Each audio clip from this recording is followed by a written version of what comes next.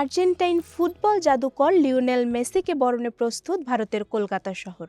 এখনও তিনি কলকাতায় পা রাখেননি, কিন্তু তার আগেই শহর যেন রূপ নিয়েছে এক উৎসবে। রাস্তায় রাস্তায় পতাকা, পোস্টার, আলো, আর তারই মাঝে দাঁড়িয়ে আছে এক অবিশ্বাস্য দৃশ্য।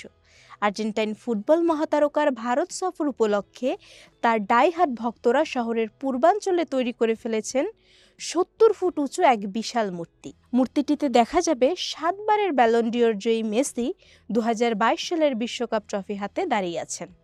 এখন চলছে শেষ মুহূর্তের সাজসজ্জা, আর মূর্তিটি উন্মোচন করা হবে আগামী ১৩ ডিসেম্বর। সেদিন কলকাতা সফরে আসবেন মেসি।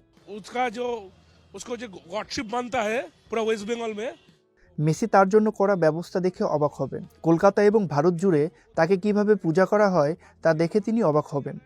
আমার চোখে জল আসছে, কিন্তু এগুলো খুশির কান্না। এখানেই শেষ নয়।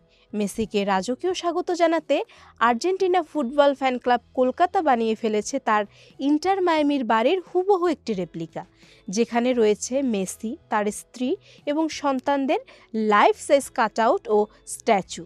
ভক্তরা আরও দেখতে পাবেন মেসি জিতেছে এমন বহু ট্রফি। সেখানে রয়েছে চ্যাম্পিয়ন্স লিগ, লা লিগা থেকে শুরু করে সেই স্বপ্নের বিশ্বকাপ ট্রফিও। মেসিকে স্বাগত জানাবে কলকাতার আইকনিক সল্টলেক স্টেডিয়াম। সেখানে একই মাঠে তার সঙ্গে থাকবেন ভারতীয় ক্রিকেট কিংবদন্তি সৌরভ গাঙ্গুলি এবং ফুটবলের জাদুকর বাইচুং ভুটিয়া।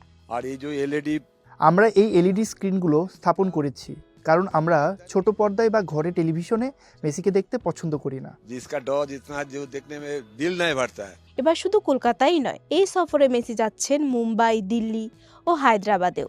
4টি বড় শহরে দারুণ আয়োজনের মধ্য দিয়ে চলবে তার ভারত সফর।